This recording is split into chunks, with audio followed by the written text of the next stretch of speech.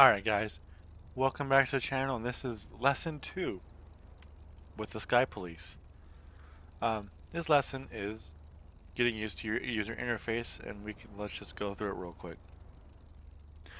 On the upper left hand corner of your screen, you're going to see your plane information. It's something you would see basically inside the cockpit. We'll call it your virtual cockpit. How about that? THR, your throttle percentage. 0 is no throttle, 100% is 100% is full throttle, and WEP is more than full throttle. WEP stands for War Emergency Power, which is basically a boost to your aircraft's engine performance. In real life, pilots are only supposed to use that unless it was an absolute emergency, because it did add a lot of wear and tear on the engine. And when you're fighting a war that's lasting for years, you need your stockpiles to last as long as possible. SPD stands for speed, and you have two options. You have kilometers per hour or miles per hour. And I am very much a pro-American, but I've used the metric system in this game for 10 years. I'm not going to be able to switch it up. Below that is your ALT, is your altitude. This is altitude above sea level.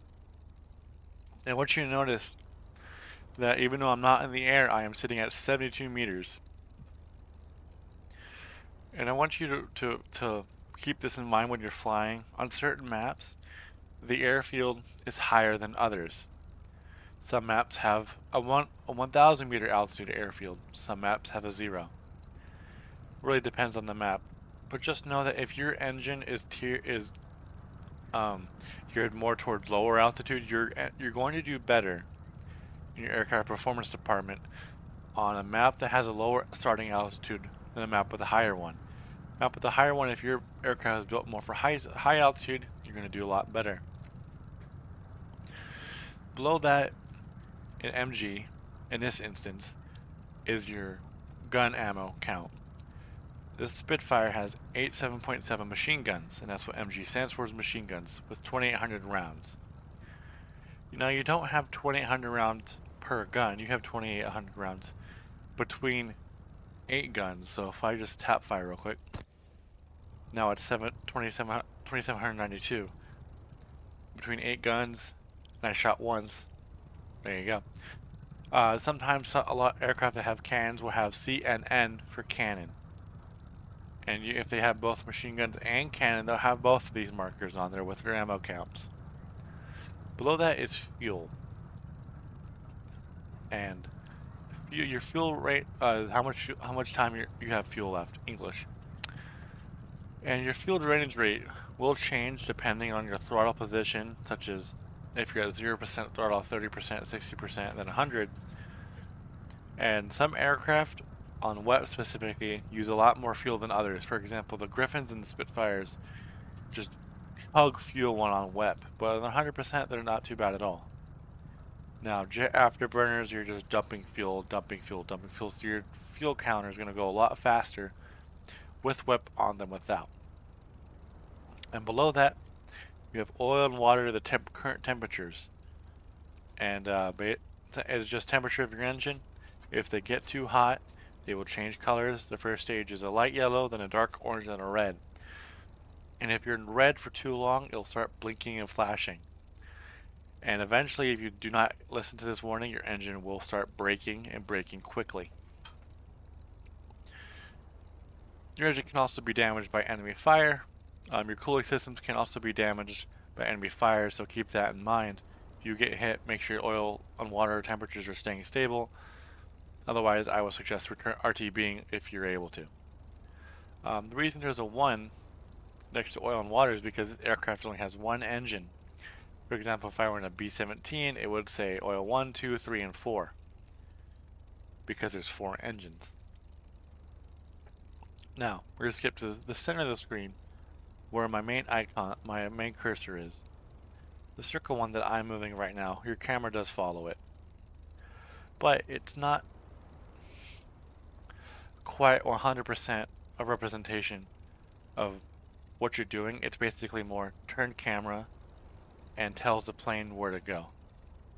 I can control the plane's controls with my keyboard, but the problem is I don't have a lot of relative control. It is either full deflection or no deflection at all. With here, you can kind of see, well, I guess I'm not in the air, so it's not going to want to do it, but you'll start seeing your controls move, and it's going to be a lot more subtle than the keybinds. Now the cursor in the center that's not moving at all is where my guns are pointing. And this is basically to help you aim, and help you lead the target. Because if you don't know where your guns are pointing, you're not going to be able to hit anything. Now if I switch to cockpit view, because we have a gun sight right here, it disappears. So it's basically only a third person thing. You will not see it in Sim. And it just helps you aim. Now, I did forget one thing on the upper left-hand corner is the instructor, right below water. That thing, the instructor is basically what prevents you from tip stalling, from flat spinning, and stalling, and it manages your engine as well. So it's a lot of help in aerialistic battles and just maintain the aircraft, make sure you don't die from doing something stupid or for pulling too hard. And it will start flashing at you when you're stalling or when you're about to hit the ground or you're pulling too hard. There is a setting, I forget where it is, where if you don't turn it off, the instructor will take over if you're too close to the ground, and it can get you killed. It will get you killed, actually. So I recommend turning that setting off. Just be more careful when you're on the ground. You should be fine. Instructor is also not available in the Sim game mode. Or if I switch to full real controls, which is basically the setup for Sim. Now you can see a little bit of representation of mouse aim, how it works. This is the mouse joystick. If I go up, you see my elevator starts pitching up. This is full deflection. This is no deflection, but I can also gradually change it. And that's what the cursor realistic does. It does the same thing. See how my control surfaces are moving relative to my position on the joystick? That's what that cursor does. So we can quickly switch back to mouse aim. And then on the upper right hand corner, you're going to see a little radar. And this is basically 2D plane representation of enemy and friendly units. Once they get inside that range, they will pop up as a red dot, a blue dot, and each little logo represents something else. For example, the straight blue line is an airfield. That flashing red icon, that is a light tank. And it is a very useful tool, especially when you're caught in a furball and you need to keep an eye out. Keep an eye out, help with tabs on your enemy, but you really need to shoot someone down that's right in front of you. You can just take a quick glance at this radar and see the enemy positions. Now, it can't tell you if they're above you, below you, but it will tell you the distance from you on a 2D plane. And that's a really big help, especially in big dogfights, or especially if you're at disadvantage or fighting multiple people. Situational awareness is key in this game. If you do not have it, you will not do well. It is something that everybody needs to practice. Even I have to practice it every once in a while. Even I have trouble. So, but that's the end of this lesson. Hope you guys have a good one. We'll see you guys next time. Bye-bye.